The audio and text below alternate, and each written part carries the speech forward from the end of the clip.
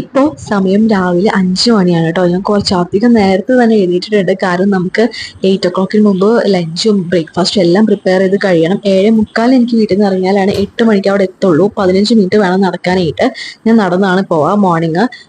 പിന്നെ എഴുന്നേറ്റ ഉടനെ തന്നെ ഞാൻ ഹെയറിൽ മൊത്തത്തിൽ ഓയിൽ അപ്ലൈ ചെയ്ത് കൊടുക്കുന്നുണ്ട്. ഇതെന്റെ ഹെയർ വാഷ് ഡേ ആണ്. നമ്മുടെ ഓയിലിംഗ് റൂട്ടീനും അതേപോലെ തന്നെ ഹെയർ മാസ്ക് ഡേ ഒക്കെ കറക്റ്റ് ആയിട്ട് ഫോളോ അപ്പ് ചെയ്യണം. അല്ലെങ്കിൽ നല്ല ഹെയർ ലോസും ഡാൻഡ്രഫും ഉണ്ടാവും. ഓക്കെ, കുറച്ചധികം സമയം ഇതിനു വേണ്ടി മാറ്റി വെക്കണം. ഓക്കെ, അപ്പൊ ഞാൻ അത് ഫോളോ അപ്പ് എടുക്കാറുണ്ട്. പിന്നെ അതിനുശേഷം ഞാൻ കുളിച്ച് ഫ്രഷ് ആയി വിളക്ക് കത്തിച്ചു.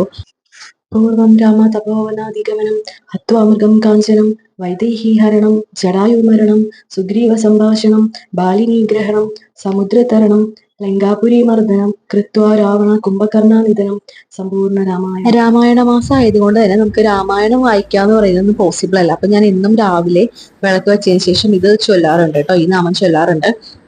രാവിലെ പറ്റാറില്ലെങ്കിൽ വൈകിട്ടെങ്കിലും വിളക്ക് വെക്കുമ്പോൾ ഞാൻ ചൊല്ലും. സോ ദിവസേന ഏതെങ്കിലും ഒരു നേരം ഞാനത് ഫോളോ അപ്പ് എടുക്കാറുണ്ട്. പിന്നെ ഞാൻ തലേ ദിവസം തന്നെ സാമ്പാർ ഉണ്ടാക്കി വെച്ചിട്ടുണ്ടായിരുന്നു. അപ്പൊ അതിൽ ആവശ്യത്തിന് ഉപ്പ് ചേർത്തിട്ട് ഒന്ന് ചൂടാക്കാൻ വെച്ചു. ഇന്നലെ എടുത്തിട്ടുണ്ടായിരുന്നില്ല. ഇന്നത്തേക്ക് വേണ്ടി ഇന്നലെ രാത്രി കിടക്കുന്നതിന് മുമ്പ് ഉണ്ടാക്കി വെച്ചതാണ്. അപ്പൊ കുറച്ചും കൂടെ സിമ്പിൾ ആണല്ലോ കാര്യങ്ങൾ. പിന്നെ ഞാൻ വിചാരിച്ചു ഗോതമ്പ് ദോശ ഉണ്ടാക്കാന്ന്. പിന്നെ ഇതാണ് ഇപ്പൊ എന്റെ പുതിയ അഡിക്ഷൻ എന്ന് പറയുന്നത്. ഇത് ഞാൻ അഡിക്റ്റഡ് ആയി ഗൈസ്. ഇത് വേറെ ഒന്നുമല്ല. ഇങ്ങനെ 4 ഫ്ലേവറിലുള്ള സാഷ പാക്കറ്റ്സ് ഉണ്ട് കേട്ടോ ഈ ഒരു ബോക്സിൽ.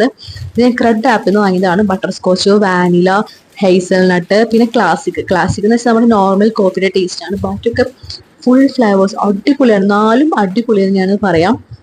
ഇതാണ് സംഭവം. ക്രെഡ് ആപ്പിൽ നിന്നാണ് കേട്ടോ എനിക്ക് ഓഫറിന് ഇത് കിട്ടിയത്.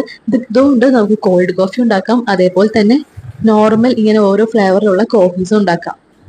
ഒരു സാഷ പാക്കറ്റും അത് നമുക്ക് ഒരു കപ്പിൽ കോഫി ഉണ്ടാക്കാനായിട്ട്. ഇത് പാല് ചൂടാക്കിയ ശേഷം ഇതിലേക്ക് ഇങ്ങനെ ഇട്ട് കൊടുത്തിട്ടുണ്ടെങ്കിൽ പിന്നെ പഞ്ചസാര വേണ്ടവർക്ക് ആഡ് ചെയ്യാം. ഞാനിപ്പോൾ അതങ്ങനെ ആഡ് ചെയ്യാറില്ല. പഞ്ചസാര അത് അവോയ്ഡ് ചെയ്യാറ്.